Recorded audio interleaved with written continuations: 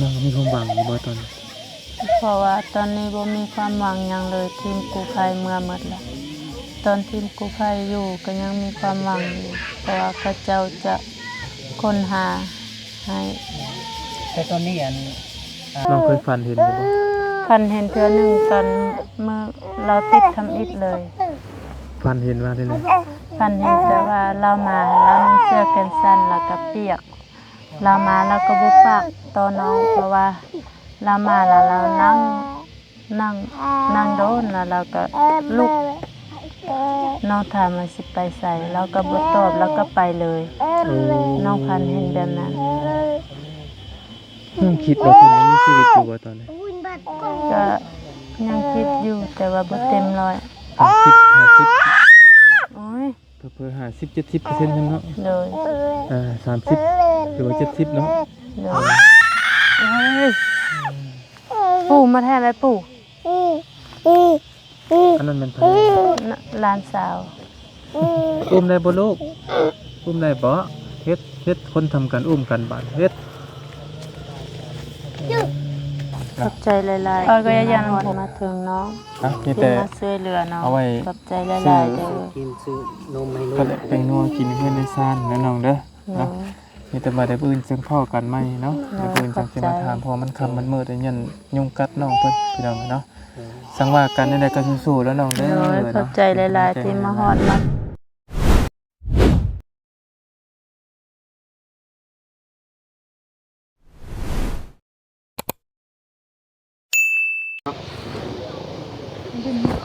กราบสบายดีและสวัสดีเด้อพี่น้องเบิดคู่สู่ทุกคนเนาะพี่น้องเอ้ยต่อจากคลิปที่แล้วพี่น้องเอ้ยทั้งบ่ยาวเองกับทั้งบ่แก้วเนาะถ้าน้องเพิ่นอยู่นี่สบายดีอีกรอบแล้วน้องเด้อสบายดี FC เนาะพอดี ทั้งบ่เตียงและค่ะเท่าน้องบัดชัยไปเฮือนน้องพรเนาะทั้งบ่ยาวก็สิไปเฮือนน้องพรพุ่นแหละพี่น้องเอ้ยแต่ว่าสิให้ทางน้องน้อยไปพี่น้องเอ้ยแล้วก็เพิ่นและทางเมืองผู้อื่นมายังไงสิมาเยี่ยมมายามเมืองใหม่เด้อมื้อนี้สิไปเยี่ยมบางยามเมืองเฮือนซ่านน้องพรแหละก็ยังสิอยู่หลายมื้ออยู่เนาะก็สิอยู่กันเป็นอยู่แล้วก็เราลุ้นเบิ่งนํกันนั่นแหละพี่น้องเอ้ยเนาะ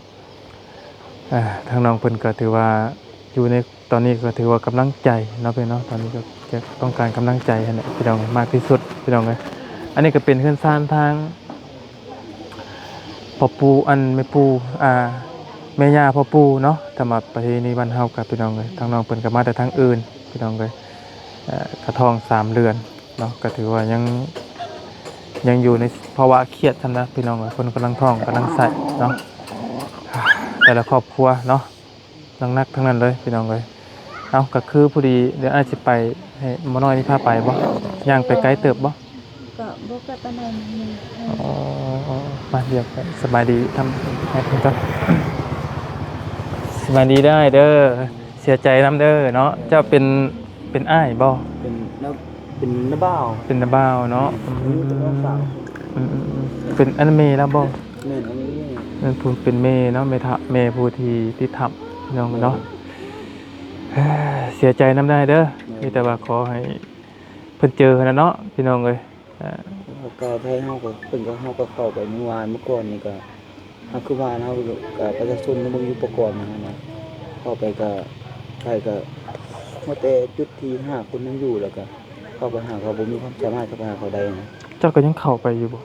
เข้าได้บ่เจ้า เมื่อวานเมื่อก่อนน้องก็เข้าไปแต่บอกว่าบ่มีความสามารถว่าจะเอาของมาเลยแบบเพราะมันน้ำมันเต็มตลอด น้ำเต็มนี่เต็มแบบใดอ้ายเฮาอยากฮู้ว่าน้ำมันอยู่แบบใดมันได้ว่าข้างเข้าไปนั้นเป็นทุ่งเนาะ โดย เป็นทุ่งเป็นจุดนะทุ่งนะ คือน้ำเต็มถ้ำบ่รู้ถ้ำที่เดินบ่ เนี่ยเป็นหูเลยนะ อ๋อ มันมีเขาห้องว่าทุ่ง1ทุ่ง2มันมีเขาอยู่จุดที่5เขาอยู่นะเข้าไปห้องจุดที่มันมีจักจุดอ้าย มี5จุด เจ้าเคยเข้าไปบ่บ่เคยแต่ว่ามีคนเคยเข้าไปแต่จุดอันเขาอยู่มีคนเคยเข้าไป เขาอยู่ที่เพิ่นอยู่นี่ถือว่าอยู่จุดที่ว่าสุดท้ายเลยบ่แม่น อ๋ออ้ายคิดว่าเพิ่นยังมีชีวิตอยู่บ่ตอน เอาครับอันนี้ เปอร์เซ็นต์ บ่ให้คำตอบอะไรนะคำว่าแต่คำว่าเรื่องคนเท่านี้ก็ยังบ่มีชีวิตนะ มันเดือนนึงแล้วเนาะ แม่นคือมันได้เดือนน่ะเด้วันนี้พอดีเพิ่นไปก็วันที่19มื้อนี้วันที่อืม8เนาะ ยังเจ็บก็บ่เก่งเนาะ ถ้ายังก็ยังแบบอีละอีเรือนั่นเนาะพี่น้องเอ้ยเนาะมีแต่นั้นนะไอ้เด้อเดี๋ยวเฮาไปหาทางเงินน้องพรก่อนยังสิอยู่อีกหลายมื้ออยู่เนาะพอดีทางบ่เตียงเพิ่นยังอยู่พุ่นน่ะไปหาทางน้องพรพุ่นน่ะเดี๋ยวทางว่ากันเนาะจะได้เด้อเดี๋ยวมาเยี่ยมมาหยามเมืองใหม่เนาะโดยไปซะน้องเด้อมีแต่ไอ้ไปหาทางน้องพรก่อนเด้อเดี๋ยวอันจังว่ากันเนาะผู้ใดสิพาไปผู้น้อยๆบ่เดี๋ยวแปลงเลยนั่งเอาไปบ่แก้วไป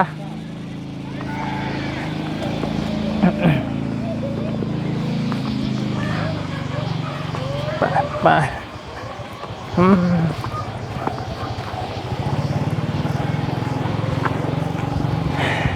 อะไรบ่แก้ว ลงทางเลยป่ะพี่น้องกันเนาะพอดีเสียทางโคตรน้อยพาไปพี่น้องกันเนาะก็จะไปเพื่อนน้องพรพี่น้องกันเนาะ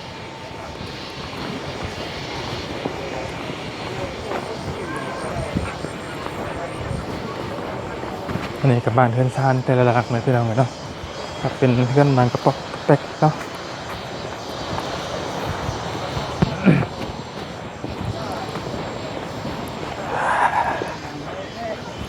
ฮะสบายดี เพิ่นย่างไว้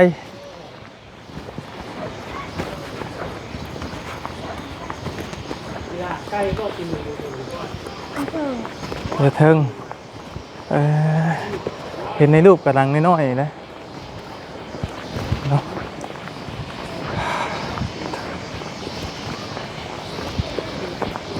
อันนี้แหละทางไปทำนี่แหละ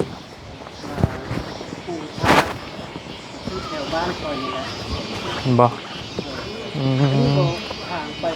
แม่นแหละก็ขี่รถได้ได้เนาะ ก็ได้ตามเขาไป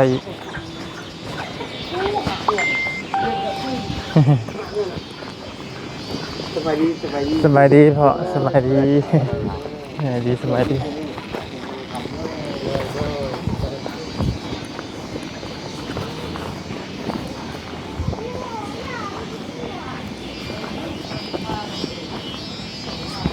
เขาตัวเตียงขึ้นอยู่วะ สบายดีแม่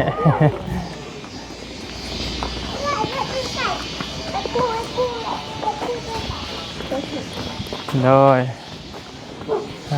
ขึ้นมาถึงสิเนาะเพื่อนเราบ่ได้ไกลปานใดไปเข้ามาอยู่เจอละโอ้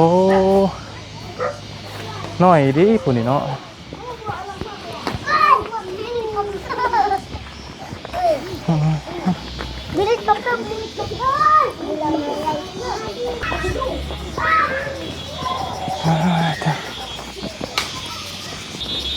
ให้ทางน้องหน่อยพามา อยู่พี่เนาะสบายดีโตมาเห็นงานหลังนี้ยังทรหดใจเนาะนี่ยังย่านกล้องหัวเป็นยังดอกยันกีดังติดอยู่ บอกไปอันนี้ยันดังบ่ซั่นน่ะนี่อันนี้บ่เพื่อนน้องเพิ่นเบิ่งสบายดีแล้วบ่แก้วเด้อสบายดีเพิ่นยังจักคำว่าอันนี้บ่เพื่อนแม่เบิ่งเองซะแต่ดังเนาะจักแนวบ่เดี๋ยวไปหาน้องเพิ่นอีกรอบเด้อพี่น้องเนาะพี่น้องเลยเนาะเกิดมาพี่ละบ้านนี้อยู่ป่าอยู่ดงพี่น้องเลยอันนี้ต้นยังไงมันสาคูมันสาคูที่เขาหนึ่งกินเมาะครับตัวนี้มันกระจอกไปเห็ดอันเพอด้วยโมเมนต์บ่ตัวที่เขาหนึ่งโมเมนต์เนาะคนละใช้ทางพี่น้องเลยสบายดีเด้อน้องเด้อสบายดีว่าอยู่ตัวแม่ก็บ่ให้นอน พ่อแม่บ่ให้นอนผู้เดียวแล้วเขาเจ้าให้ไปนอน น้องบ่ได้นอนนี่บ่ เลย เอ้าโทษเด้อโทษเด้อครับเป็นเอาไปเฮ็ดบาด ได้บ่คลีนได้บ่คิดได้ละอุ้ย ได้ได้ บ่ได้ลึกอ่ะบ่เป็นหยังบ่เป็น พี่น้องกันเพราะว่าอยู่ในมุมกล้องบ่ยาวบ่แจ้งพี่น้องกันเนาะ ก่อนอื่นกะเบิ่งสั้นๆที่น้องเพิ่นอยู่ก่อนพี่น้องกันเนาะถือว่าทักเติบหนึง หลักหน่วงเนาะเพื่อนซานของเพิ่นก็คือน้องเนาะ พี่น้องเลยสบายดีเด้อพี่น้องสบายดีพ่อแม่พี่น้องอีกรอบหนึงเนาะอันถือว่าหาสิเห็นตัวจริงน้องเพิ่นครั้งแรกเลยพี่น้องเลยที่เพอมาตอนนั้นกับโบหินเลยพี่น้องโบหินกันครับบ่ได้เห็นน้องเพิ่นตอนที่มารอบแรกกับบ่ได้เห็นเนาะเพราะว่าตอนนั้นกับบ่ฮู้ว่าน้องเพิ่นอยู่ไสกับบ่ฮู้ตอนนั้นพี่น้องก็คือสิน้องเพิ่นก็สิขึ้นไปทำทุกมื้อว่าตอนนั้น โดยแม่น้องก็ขึ้นไปนอนอยู่ท นอนอยู่ทำเลย ำโดย แล้วลูกจะได้ค่ะ ลูกน้อยก็เอาไปนอน เอาลูกนอนไปนอนในทำเลย โดย น้องนี่ซื้อน้องพร โดยแม่ และคือว่าอันนี้มาเจ้าเนี่ยอยู่หลวงพระวางผู้บ่ บ่น้องอยู่แขวงหัวพัน เพียง6,000 โดย และมาพ่อมาเจอกับผัวอยู่นี่ โดยแม่เพราะว่าน้องมาเฮ็ดเวียกแล้วก็เลยได้ผัวอยู่ จักปีได้จะมา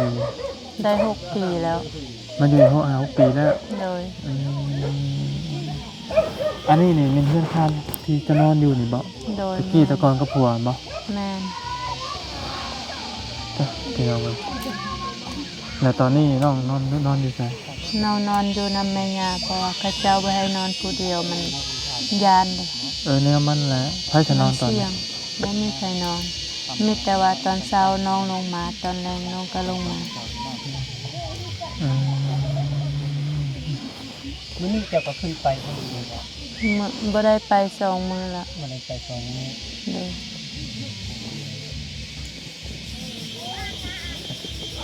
น้องมีความหวังอยู่บ่ตอนนี้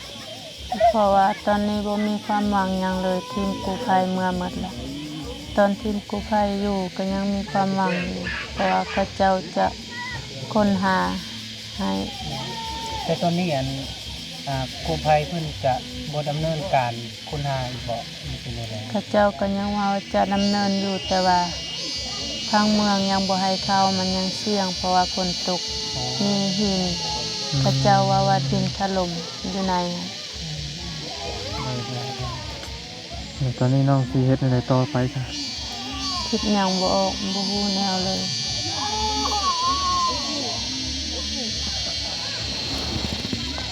ให้บ่ ให้บ่มาจะก็ได้มาดูไหม มา ผู้ชายบ่ โดยแม่น่ะ จักเดือนก็ 9 เดือน 9 เดือน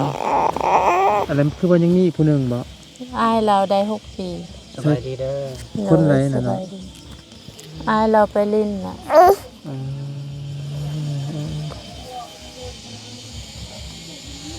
พี่ มื้อ น้อ นี้ ง 9เดือนบ่ โดย 9เดือนเกือบครบหอบเลยเนาะมัน ใจขวบแล้วเนาะแต่งงานเรียบร้อยแล้วบ่จ๊ะยังบ่ได้แต่งงาน โดย จะเอ๋ครับพี่ ไปหาลุงบ่ มานำเบาอุ้มวะ เจ้าเลยชนเผ่าหยัง เอาชนเผ่าเราลุง ชนเผ่าลาวลุง แล้วนุ่มก็คือสวรรณเขตและ ปกติเห็นแล้วบ่ภาษาหยังกินนี่ เนาะเรามาอยู่น้ำปัวแล้วก็ได้ภาษากะหมุ บ่ได้บ่เจ้าก็ โดยแม่น เจ้าลาวลุงก็คืออ้ายนี่เด้อแม่นบ่ แม่น ที่เก่าเรา แต่ว่าน้องเป็นคนไทยแดงไทยดำไทยแดง ไทยดำไทยแด แดงบอกอะเลอเนาะ แม่น แบบเทศทางคำเมืองแล้วก็นะคำเมืองทางบริคำไซมานะที่แม่นำนั่นน่ะ ผัวน้องเป็นหยังคือเขาไปเลิกแท้ เพราะว่าเข้าไป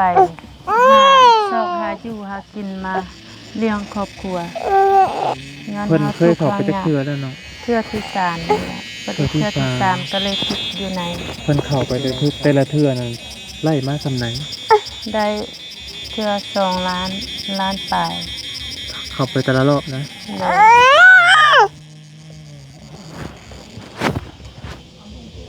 มื้อนั้นน่ะเพิ่นเข้าไปตอนแรกหรือตอนเช้า ตอนแรงตอน5 โมงแรง เป็นหยังเพิ่นคือเลือกไปเข้าไปตอนค่ำเนาะ เพราะว่าเขาเจ้าพากันเข้าตอนค่ำเลย เพราะว่าว่าขอโทษเนาะพี่น้องเนาะการที่บ่ยาวสำหรับผู้ยาวคงคิดบ่ยาวนะเข้าไปตอนค่ำนี่เพราะว่าฝนฟ้าอากาศมันสิมักตกตอนกลางคืนเพิ่นคือเลือกเข้าไปตอนค่ำเนาะ น้องก็บ่ฮู้เพราะว่าเขาเจ้าไปแต่ตอนแรงทุกมื้อเลย อ่า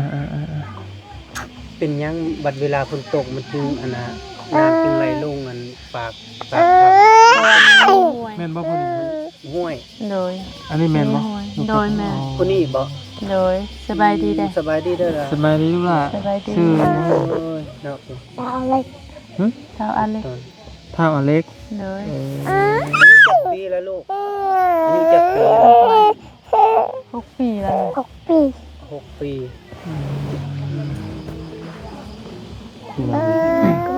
บ่ อ้าว มื้อนี้เจ้าก็ไปพุ่นอยู่บ่ บ่ไป เจ้าไป อะ ปากธรรมอยู่บ่ ลูกบ่ได้ไปแล้วนะ แต่ละเทื่อก็ไปนำ โดยไปนำอยู่ เข้าใจกันเบิ่งกับบ้าน ยัดเลยเอ้ย ก็ยังบ่จักหยังหรอกพี่น้องเอ้ยทำนี่เนาะ โดย งานยังบ่ฮู้หยังครับแต่ว่ายังไม่ฮู้หยังแต่ว่าภาระนี่มาอยู่นำ นี่ติคอยเขาไปคุยกับ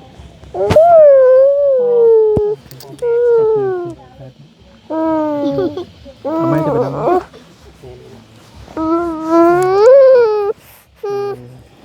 พี่น้องเลยก็ขอโทษขออภัยนำในหลายแล้วพี่น้องเด้อก็พอดีอันนี้ก็ทางน้องเพิ่นก็มีลูกน้อยเนาะก็บ่สะดวกในการแบบว่าเสียงลูกเพิ่นก็สิรบกวนนิดนึงก็ขอโทษขออภัยพี่น้องเลยเนาะก่อนอื่นก็อยากให้น้องเพิ่นมีปาฏิหาริย์เนาะพี่น้องเลยก็อยากให้มีเป็นไปได้ก็อยากให้กลับมาแหละเนาะพี่น้องเลยน้องเคยฝันเห็นอยู่บ่ พันเห็นเทื่อหนึงตอนเมื่อเราติดทำอิฐเลย ฝันเห็นว่าได้เลย พันเห็นแต่ว่าเรามาเรานุ่งเสื้อแขนสั้นแล้วก็เปียกเรามาแล้วก็บ่ปากต่อน้องเพราะว่าเรามาแล้วเรานั่งโดนแล้วเราก็ลุกน้องถามว่าสิไปใส่เราก็บ่ตอบแล้วก็ไปเลย น้องพันเห็นแบบนั้น น้องคิดว่าเพิ่นยังมีชีวิตอยู่บ่ตอนนี้ ก็ยังคิดอยู่แต่ว่าบ่เต็มร้อย 50 โอ้ย เพิ่น50 70%จังเนาะ โดย 30หรือว่า70เนาะ โดยโอ้ยปู่มาแทนอะไรปู่ อันนั้นมันไผ หลานสาว อุ้มได้บ่ลูกอุ้มได้บ่เฮ็ดคนทำกันอุ้มกันบาดเฮ็ด ก็ยังลำบาก หลานสาวนี่คือทั้งผัวไอ้บัดเนาะ แม่น ว่าไงเราบ่ได้มีพี่น้องทั้งนี้เลยนะพี่น้องมาอยู่นํผัวเด้ น้องอ่ะบ่มีเลย บ่มี มีแต่ว่ามีพี่น้องผัวอย่าระลึก มีแต่บักหลาพาบักหลาออกกันไปก็ได้ เพิ่นมาเพิ่นนำกล้องพี่น้องเนาะมีแต่ว่าทั้งตัวยาวพี่น้องเอ้ยมากับทางบ่เตียงมื้อนี้มาแล้วรอบหนึงพี่น้องเอ้ยบ่ฮู้ว่าน้องเพิ่นฮู้อยู่บ่ตอนที่มาตอนนี้ ฮู้แต่ว่าน้องบ่เห็นเพราะว่าน้องอยู่อันบนต่อหน้าปากถ้ำเลย น้องอยู่ตลอดเนาะ ยู่หันโดย นอนอยู่หั่นเลย โดย ไปนอนน้ำกันบ่กับอันสาวเพิ่น แม่นไปนอนนำ เจ้านี่ บ่เพิ่นหันบ่ไปนอนจักเทื่อมีแต่น้องไปนอน ฮู้จักกันมาก่อนอยู่บ่ แต่ว่าบ่ได้รู้จักกัน เพราะว่าฮู้จักย้อนนั้นเราเอาอันหมู่ของผัวให้ รู้จักมาก่อนอยู่บ่กับสาวผู้นั้นสาวปิ่น บ่ น่ะ บ่ฮู้ หาสิรู้จักตอนที่เกิดเรื่องนี้เนาะ โดย อืมจักปีผัวเจ้าน่ะ ได้29ปี ชื่อหยัง ชื่อเท่าเบ ท้าวบี โดย โอ้เฮาหาอยู่นอกมันบ่มีบ่เนาะ ก็หังมี แต่มันจะบ่ได้หลายคือเข้าไปในแม่นบ่ แม่น อืมอืมอืมและน้องเฮ็ดในใดบัดนี้ต่อไป สมมุติว่ามันพอจังได๋กู้ภัยเพิ่นก็แบบถอยไปนะ ผู้ภัยถอยแต่ว่าน้องสิพาลูกอยู่ในเฮือนนี่ถ้าปาฏิหาริย์มีจริงบางทีก็เจ้าน่าจะรอดออกมาได้ แสดงว่าเจ้าก็ยังมีความหวังอยู่นี่แม่นบ่นี่ โดยก็มีความหวังเล็กน้อยนี่แหละ จ้าผัวบ่อยู่แล้วไผหาอยู่หากินหากับข้าวกับน้ำให้กินแบบในเรือนในซานบัดนี้ มีแต่น้องสิพาลูกเฮ็ดเองเฮ็ดได้ซ้ำใดก็ สิไล่ เฮ็ด บ่ ได้ เนาะ ซ้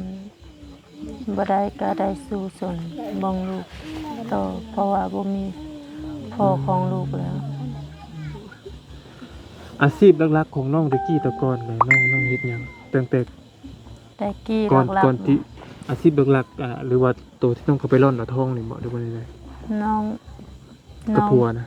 ตอนอยู่กับผัวมีแต่ว่าผัวพาไปฮ้อนคำ อาชีพหลักเลยบ่นี่นะ ฮ้อนคำแล้วก็ผัวไปซอกของป่าของดงมาขาย อืม นะน้องมีแต่เอาลูกอยู่เฮือน อ๋อโดยก็คือผัวนี่แม่นที่ไปหาของป้าของดง เลย ซองแล้วก็แม่นอาชีพหลักนี่ก็แม่นแสดงว่าไปร่อนค้ำนี่เป็นอาชีพหลักก็เลยนี่เนาะ แม่นไปฮ้อนอยู่แถวห้วยบ้านน่ะ แบบเบิดบ้านนะเบิดบ้านนี่เนาะ เลย อัน หม เรื่ ด อง บ้านเลยก็เจ้าไป เออและอ้ายเห็นแบบทางหน่วยกู้ภัยเพิ่นแล้วก็ทางเจนอมอบเงินมอบหยังให้ทั้งเบิดนำเท่าไหร่เนาะ เจนอมมามอบให้ก็100ปลายละทีมกู้ภัยมอบให้30ปลาย37 แล้วน้องจะเฮ็ดแนวไหนบางทีเก็บเงินจำนวนมาเฮ็ดอีหยังให้เกิดประโยชน์ที่สุดนะ เกิดประโยชน์ที่สุดซื้องัวเลี้ยงให้ลูกแล้วก็สิเอาเงินหันมาตั้งเฮือนแล้วก็เรือนั้นก็เอาไว้เฮ็ดทุนการเรียนให้ลูก น้องคิดว่าน้องสิอยู่บ้านพี่เลยบ่หรือบ่ได้ โดยอยู่บ้านพี่เลย เพราะว่าผัวพาเฮ็ดพาสร้างอยู่นี่ล่ะบ่อยากไปใส่ บ่อยากเมื่อเลย เลย บ้านเจ้าก็สิบ่เมื่อได้บ่นี่ บ่เมื่อเพราะว่าถ้าเมื่อยามน้องเมื่อให้น้องเมื่ออยู่น้องบ่เมื่อเพราะว่าอยากอยู่กับสินสร้างของผัวพาสร้างขึ้นกับตัวเองเลย เพราะแต่งงานน้องหยังก็ยังบ่ได้แต่งเลยเนาะ เลยแต่ว่ายังบ่ได้แต่งแต่ว่าก็อยู่นำพ่อแม่ผัวก็ซ้ำพ่อแม่ตัวเอง โอ้พี่น้องเอ้ยเนาะจักสิว่าจังได๋พี่น้องเอ้ยจักคนอยู่นำกันครอบค ที่ รัว อยู่ในเฮือนเนี่ยตอนนี้ว่า โดย มีน้องชายผู้หนึ่งแล้วก็น้องสาวผู้หนึ่งกับพ่อแม่แล้วก็น้องแล้วก็ลูก โอ้เด้อพี่น้องกันเนาะมันอยากมืดแล้วบัดนี้โอเค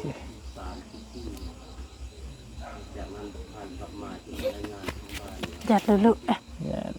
แป๊บนึงล่ะ ยังละ เติมอยากมืดแล้วพี่น้องคำมืดเนาะทางมันเอามาคำพอจะมีควรเนาะ สิ่งที่ขาดเขินในเพื่อนในชานเจ้าตอนนี้มันคืออย่างเนาะ ตอนนี้น้องอยากได้เฮือน สร้างพาลูกอยู่ อยากได้เพื่อนใหม่เนาะปัด โดย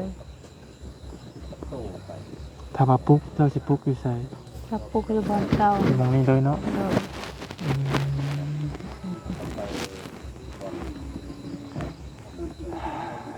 พอเป็นมูลเป็นหยังในทั้งผู้ปู่ผู้หยังอันแม่ย่านี่ปั่นให้เบิดแล้วบ่หรือว่าหยัง ยังบ่ได้ปั่นเพราะว่าเจ้าก็บ่มีหยังแด่พอหั่นเราไปหาหยังบ่ได้เพราะว่ามีแขนแต่เบื้องเดียว ฮะ พอมีแขนเบื้องเดียวพอของผัว เอ้าคือว่าจังซะ เอาแขนเบื้องหนึงเบื้องขวานี่บ่มีแต่เบื้องซ้าย โอ้แล้วเป็นหยังอะน่ะ เราเป็นทหารเนาะระเบิดที่ อ๋อ เพราะว่า คนตะ แต่ กี้ กี้เจ้าว่าบ่มีแต่ริ้วมือเราเป็นทหารเพิ่นไปเข้าห้องหมอหลานก็เจ้าตัดให้เลยนะ คนตะกี้เนาะอันส่วนนี้ของน้องบ่ บ่อันนั้นมันเป็นอา น้องนี่นอนเฮือนหลังนี่บ่ดูนะ น้องนอนเฮือนตัวหลังมีหลังคาตัวเฮาอยู่ในเฮือนหลังคาตัวนั้น น้องคือได้มาอยู่ไกลได้เป็นอะไรได้คิด เพราะว่าดินตัวนี้มันดินของน้าสาว อ๋อ แล้วก็ข น้อง อ ขอ อ เพิ่นอยู่ ยู่พระเจ้า จักปีแล้วที่มาอยู่เฮือน ได้2 ปีแล้ว ไป2 ปีนี้แล้วเนาะ เลย โอ้ยพี่น้องเอ้ยเนาะ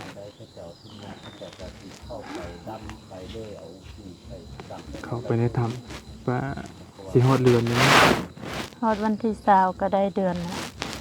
อืม เราไปเมื่อวันพุธวันที่20 สิ่งที่ตาบ่เห็นที่แนมบ่เห็นนี่น้องไปเบิดแล้วบ่ ไปเบิดแล้ว พระเจ้าหมออยู่ใส่ว่าหมอบ่ว่าแต่หมอกุมุบ่ว่าแต่หมอใด เอาครูบาอยู่วัดก็เอามา เพิ่นขึ้นไปแล้วบ่ ไปแล้ว แล้วเพิ่นว่าแนวนั้นเพิ่นว่ามีชีวิตอยู่บ่ตอนนี้คือว่าแนวใด ตอนนี้ก็ยังบ่ฮู้คือกัน เขาก็บ่อยากแจ้งหั้นนะบ่อยากให้น้องฮู้ว่ามีบ่มีหั้นนะ อันหมอเพิ่นบ่ แม่น บ่อยากบอกว่ามีบ่มี โดย เออ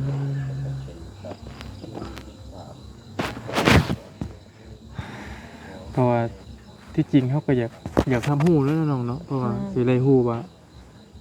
รอดบ่รอดก็เฮาก็สิได้ทำใจได้เนาะ โดย จังได๋เพราะว่าความเป็นจริง มันก็ต้องคือความเป็นจริงเนาะเนาะ ค่ะ แต่ว่าคนเฮามันก็ต้องมีบางนั่นแหละพี่น้องเนาะอยู่ร่วมกันมา6 ปี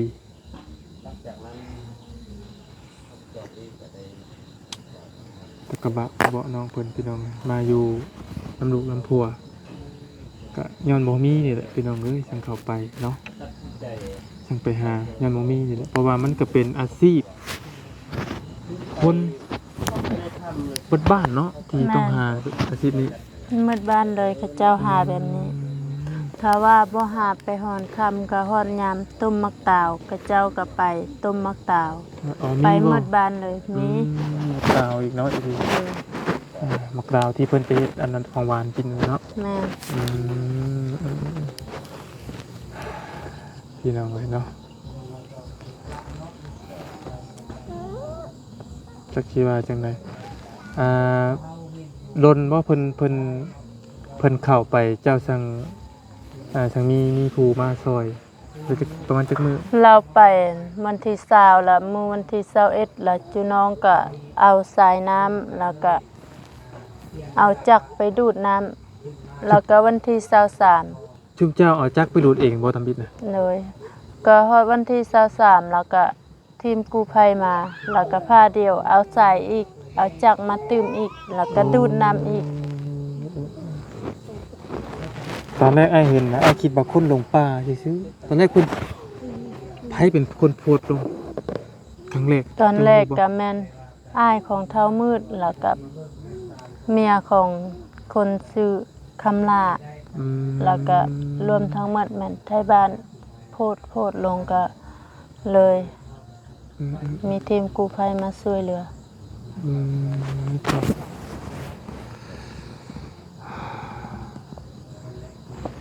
ตอนนี้จิตใจน้องก็ถือว่ายังแบบยังทรหดอยู่เนาะพี่น้องเลยช่วงหนึ่งคือเป็นให้จนตาปูบตาโปเนาะเจ้าก็เลย เลย พี่น้องเลยมีความบางอยากเจอผัวเนี่ยเนาะก็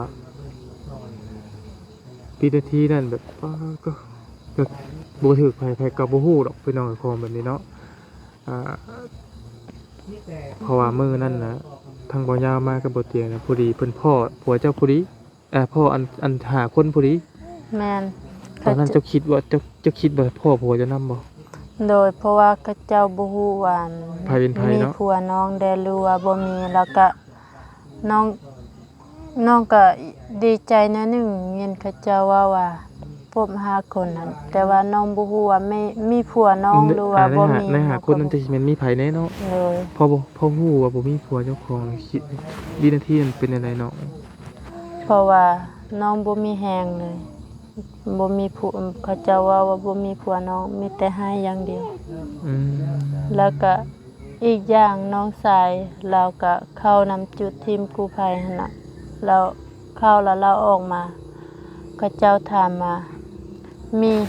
มีอายของน้องบ่เราว่าบ่มีล่ะเขาเจ้าถามเราอีกแล้วว่าเข้าไปออกมาละเราว่า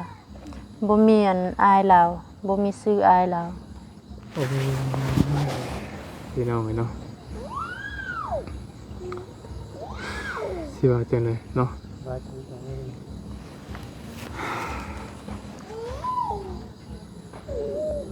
เฮาก็บ่ฮู้ว่าสิถามต่อน้องเพิ่นแบบไรก็มีแต่ว่าเฮายังสิอยู่อีกหลายมื้ออีกดอกพี่น้องก็สิมาอยู่มาเบิ่งเป็นการเป็นอยู่เพื่อนซ่านน้องเพิ่นนี่แหละพี่น้องเนาะเพิ่นมื้อนี้ก็สิมาค่ำแหน่จักหน่อยแล้วก็ผู้อื่นแล้วก็สิมาเยี่ยมมายามน้องมาเยี่ยมมายามเพื่อนซ่านน้องเพิ่นใหม่แล้วก็สิมาเบิ่งการเป็นอยู่เพื่อนซ่านหลังคาแต่ละหม่องแต่ละบอนนี่แหละเนาะก็ถ้ามีพี่น้องอยู่ที่จากซอยน้องเพิ่นแนวใดก็ติดต่อสอบถามหรือว่าผ่านทางบ่ยาวหรือว่าทางบ่เตียงทางบ่แก้วมาในทีมงานเฮานี่ก็ได้พี่น้องเนาะก็ยินดี หรือว่าสิหาน้องเพิ่นโดยตรงเองก็ได้อยากมาด้วยตนเองหาน้องเพิ่นโดยตนเองก็ยินดีมาเบิ่ง ยินดี นำ ต้ กั อน น รับเป็ พี่ น น้อง สะพานบุญให้น้องเพิ่นเด้อพ่อพี่น้องทุกคนทั้งทีมงานเนาะทางบ่าวยาวแล้วก็บ่าวแก้วบ่าวติงทองแล้วก็บ่าวพัดใส่เด้อพี่น้องเด้อทางไปก็ได้เพราะว่าก็มาเบิ่งของน้อง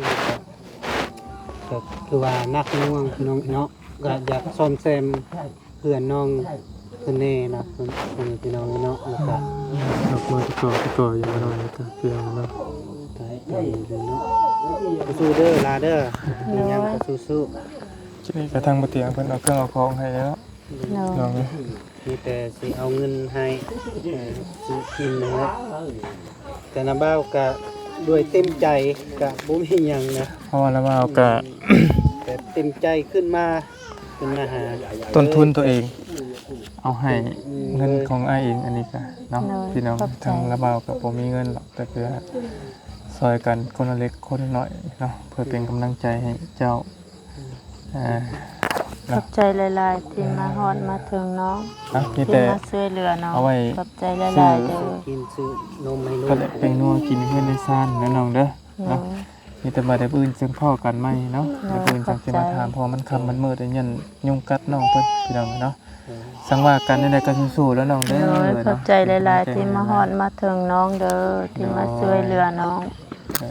ขอบใจเด้อล่ะเด้อเด้อ มา ขอบใจเด้อ เขาไม่คืนแน่ มื้ออื่นน้าบ่าวมายามใหม่เด้อสู้ๆเด้อให้กำลังใจเด้อน้องเด้อมีหยังก็สู้ๆเพราะว่าเราก็ยังอยู่หลายมืออยู่น้องเด้อเด้อ อันนี้ก็สิเป็นเครื่องเป็นของ อันนี้แม่นแม่บ่ เจ้า โอ้ยสบายดีแม่ผู้ที่ประสบภัยบ่ เจ้า อันนี้ก็พ่อบ่แล้วก็บ่มีบ่ครบ32เนาะเพิ่นว่านั่นแหละก็สู้ๆเด้อให้ปาฏิหาริย์มีจริงเนาะก็ให้พ่อให้เจอนั่นแหละ ฝากเด้อ นะคำว่านั้นก็บ่พอบ่เจอก็สู้ๆนั่นแหละเนาะความเป็นจริงพี่น้องเอ้ยเคยเข้าอยู่บ่พอเจ้าก็ เพราะบ่เคยเข้าจักเทื่อนับแต่เขาเจ้าคือเข้าหันพอบ่เข้าแล้ว ไผเป็นคนพาเข้าทำอิฐทำออน่ะ บ่ฮู้ ก็บ่เข้าก็บ่ โอ้แล้วแถวเสียงควงบ่แล้วแบบเขาเข้าหลายปีแล้วนะ เออ ปีนี้ละบ้านเขาจึงค่อยฮู้ บ่พอทุกเทื่อเพิ่นไปเข้าเพิ่นก็ต้องไปเข้าตอนเว้นติเนาะตอนเช้า แม่นเข้าไปตอน อันนี้เพิ่น ตอนแรง อันนี้ไปเข้าตอนแรงอะนะเพราะว่าโดยรวมมันแหละบ่ยาวคิดว่า